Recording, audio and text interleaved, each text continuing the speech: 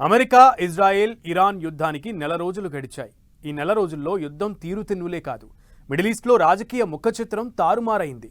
ఇటు ఇరాన్లో జాతీయవాదం బలపడి ప్రభుత్వానికి జనం మద్దతు పెరుగుతుంటే, అటు అమెరికాలో ట్రంప్ తీరుపై తీవ్రమైన ప్రజాగ్రహం కనబడుతోంది. ఆర్థికంగా, ఆయుధపరంగా, సైనికంగా అతి బలమైన ట్రంప్ మాస్టర్ ప్లాన్ ఎక్కడ బెడిసికొట్టింది? Iran supreme leader Ayatollah Ali Khamenei లాంటి పెద్ద తలకాయల్నే లేపేశాం. ఇక యుద్ధం ముగిసిందన్న ట్రంప్నకు అది అంతం కాదు, ఆరంభమన్న సంగతి ఇప్పుడు అర్థమవుతోందా? ఈ నెల రోజుల్లో సీన్ మొత్తం ఎలా రివర్స్ అయింది? ఇటు ఇరాన్ ప్రభుత్వానికి పెరిగిన జనం మద్దతు, అటు అమెరికాలో ట్రంప్ తీరుపై తీవ్ర ప్రజాగ్రహం. నెల రోజుల యుద్ధంలో అంతా తారుమారు. ట్రంప్ వేసిన మాస్టర్ ప్లాన్ బాగా బెడిసి కొట్టిందా? అమెరికా, ఇజ్రాయెల్, ఇరాన్ యుద్ధానికి నెల రోజులు గడిచాయి. ఈ నెల రోజుల్లో యుద్ధం తీరుతెన్నులే కాదు, మిడిల్ ఈస్ట్లో రాజకీయ ముఖచిత్రం ఊహించని విధంగా మలుపులు తిరిగి మారిపోయింది. ఈ ఏడాది ఫిబ్రవరి 28న ఇరాన్పై అమెరికా, ఇజ్రాయెల్ జరిపిన భీకర దాడుల్లో Iran supreme leader Ayatollah Ali Khamenei సహా పలువురు కీలక కమాండర్లు, ఆర్మీ అధికారులు, ప్రభుత్వాన్ని నడిపించే నేతలు కన్నుమూశారు.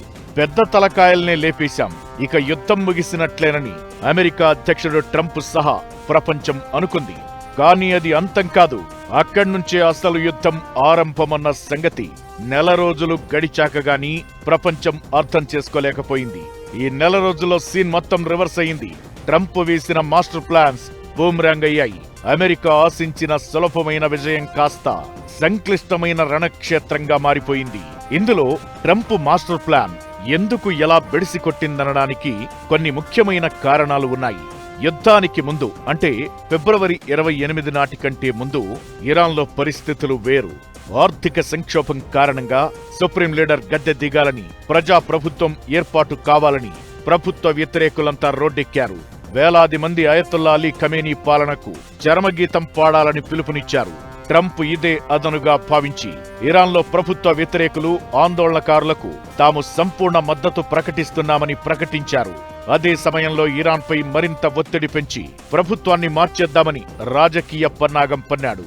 మరోవైపు యుద్ధానికి దిగడం వల్ల ఇరాన్ ప్రజలు తమ ప్రభుత్వంపై తిరగబడతారని, అప్పుడు ఇరాన్ను తమ చెప్పు చేతుల్లో పెట్టుకోవడం చాలా సులభమనేది ట్రంప్ ప్లాన్. కానీ ఇది చివరకు రివర్స్ అయింది. Iran supreme leader Ayatollah Ali Khamenei మృతికి అమెరికా, ఇజ్రాయెలే కారణమన్న విషయం తెలుసుకున్న ఇరానియన్లు బయటి శత్రువుకు తమ దేశ అంతర్గత విషయాల్లో ఏమాత్రం ఛాన్స్ ఇవ్వకూడదని నిర్ణయించుకున్నారు. ప్రభుత్వ వ్యతిరేక నిరసనకారులు కూడా ఇరాన్లో ఒక్కటయ్యారు. పైగా స్కూళ్లు, ఆస్పత్రుల్లాంటి సున్నితమైన ప్రాంతాలపై అమెరికా, ఇజ్రాయెల్ సంయుక్తంగా చేసిన దాడుల్లో వందల మంది అమాయకులు ప్రాణాలు కోల్పోయారు. ఇందులో దాదాపు 200 మందికి పైగా చిన్నారులే ఉన్నారు. మీనాబ్ నగరంలోని ఒక పాఠశాలపై జరిగిన దాడి ఘటనలో 170 మంది విద్యార్థినులు ప్రాణాలు వదిలారు.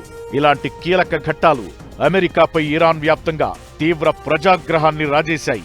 ఇరాన్ లో ప్రభుత్వం పడిపోతుంది. ఈ దాడుల వల్ల అక్కడున్న ఇస్లామిక్ ప్రభుత్వానికి, government of Islamic republic of Iran కి వ్యతిరేకంగా అక్కడున్న అపోజిషన్ ఎలిమెంట్స్ ఏవైతే ఉన్నారో, లేదా వాటిని అపోజ్ చేస్తున్న గ్రూప్స్ ఏవైతే ఉన్నాయో, అవి త్వరలోనే ప్రభుత్వాన్ని పడేస్తాయి, ఇరాన్ లో ఉన్న ప్రభుత్వాన్ని పడేస్తాయి అన్న అసెస్మెంట్ ఏదైతే ఉందో అది కూడా ఇప్పటి వరకు ప్రూవ్ కాలేదు.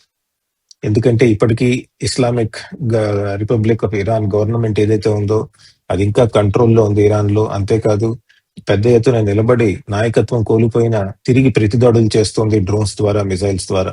ఊహించని విధంగా తన స్ట్రెంగ్త్ ని చూపించింది ఇరాన్ లో ఉన్న ప్రభుత్వం. ముందు నుంచి ఇరాన్ ఎలాంటి కవ్వింపులకు దిగలేదు.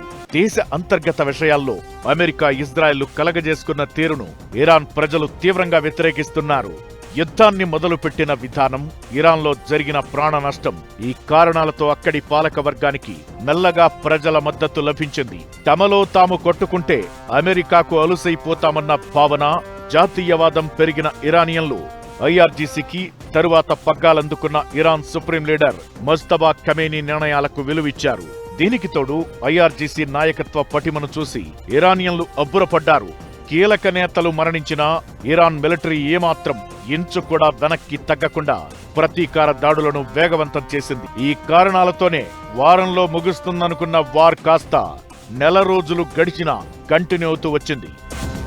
ఇది అమెరికాను తీవ్రమైన ఆత్మరక్షణలో పడేయడమే కాకుండా అక్కడి ప్రజల నుంచి ట్రంప్పై ఆగ్రహ జ్వాలలు రగిలేలా చేసింది. తాను శాంతి దూతనని, అన్ని యుద్ధాలను ఆపేస్తానని చెప్పి హామీ ఇచ్చి రెండోసారి అధికార పీఠాన్నెక్కిన ట్రంప్ ఇప్పుడు ఇజ్రాయెల్ ఇరాన్ యుద్ధంలో అనవసరంగా వేలు పెట్టి అబాసుపాలవుతున్నారనేది యుఎస్ ప్రజల భావన.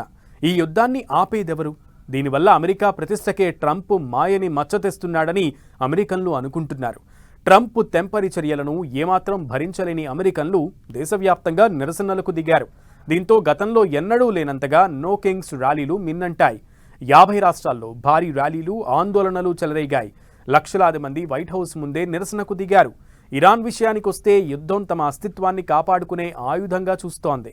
అందుకే అమెరికాను ముప్పుతిప్పలు పెట్టి 3 చెరువుల నీళ్లు తాగించాలని కంకణం కట్టుకుంది. యుద్ధానికి ముందు అమెరికాలో ట్రంప్నకు భారీగా ఆదరణ. యుద్ధంతో అమెరికా ఆర్థిక వ్యవస్థపై పెరిగిన భారం. 4 వారాల్లో ముగించేస్తానన్న ట్రంప్ ప్లాన్స్ తలక్రిందులు. యుఎస్ లో కట్టలు తెంచుకుంటున్న ప్రజాగ్రహం. నో కింగ్స్ నిరసనల హోరుతో అట్టుడికిన అమెరికా. 1 నెలలో యుద్ధం కోసం అమెరికా ఖర్చు చేసిన మొత్తం $25 బిలియన్. మన ఇండియన్ కరెన్సీలో 2,36,600 కోట్ల రూపాయలకు సమానం. అంటే మన దేశంలో ఒక పెద్ద రాష్ట్రం ఏడాది బడ్జెట్కు సమానం.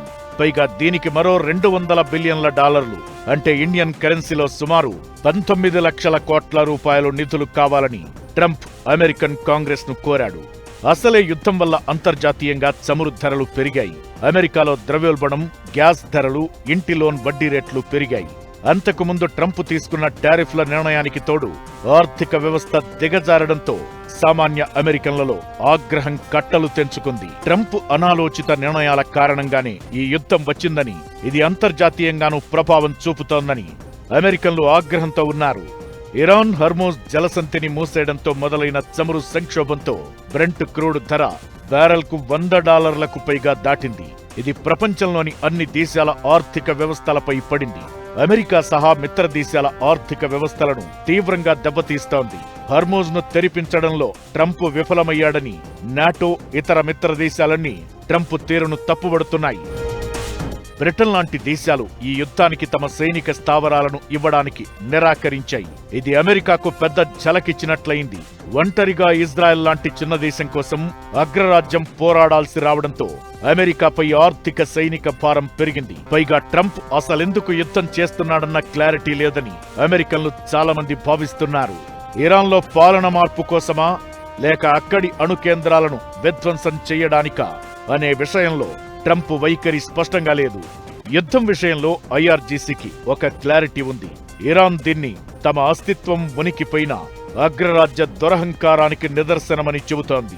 మరోవైపు ఆర్థిక ఇబ్బందులు చుట్టుముట్టినా ఇరాన్ అదరలేదు, బెదరలేదు, అస్సలు వెనక్కి తగ్గలేదు. విజయమో వీర స్వర్గమో అన్నట్లు యుద్ధం వైపే అడుగులు వేస్తున్నాయి. కానీ ట్రంప్కే దీనిపై ఒక క్లారిటీ లేదు. ఒకసారి యుద్ధం ముగిసిందంటాడు, మరోసారి భారీ దాడులు చేస్తామని హెచ్చరిస్తాడు, ఇంకోసారి యుద్ధానికి చిన్న బ్రేక్ ఇస్తున్నానంటాడు.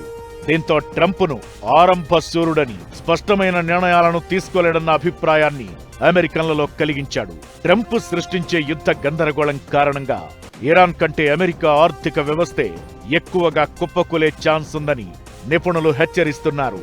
దీంతో నో కింగ్స్ నిరసనలు తీవ్ర రూపం దాల్చాయి. వెనిజువెలా తరహాలో ట్రంప్ ఆశించినట్లుగా ఇరాన్ లొంగిపోలేదు, ఎదురు తిరిగింది. యుద్ధం ఇలా సుదీర్ఘంగా సాగుతోంది. పైగా ఇజ్రాయెల్ లాంటి వేరే దేశం కోసం అమెరికా తన సైనిక శక్తిని, ఆర్థిక శక్తిని ఎక్కువగా వినియోగిస్తోంది. కందకు లేని దురద కత్తికెందుకన్నట్లు ఇది అమెరికన్లలో తీవ్ర ఆగ్రహావేశాలకు కారణమైంది. అమెరికాలో పెరుగుతున్న ఆర్థిక ఇబ్బందులకు తోడు ట్రంప్ తెంపరి నిర్ణయాలు మాస్టర్ ప్లాన్ ను వాటర్ ఫ్లాప్ షోగా మార్చేశాయన్నది బలమైన కారణంగా కనిపిస్తోంది. దీంతో ట్రంప్ అనుకున్నదొకటైతే ఇప్పుడు జరుగుతోంది మరోటనేలా పరిస్థితులు మారిపోయాయి.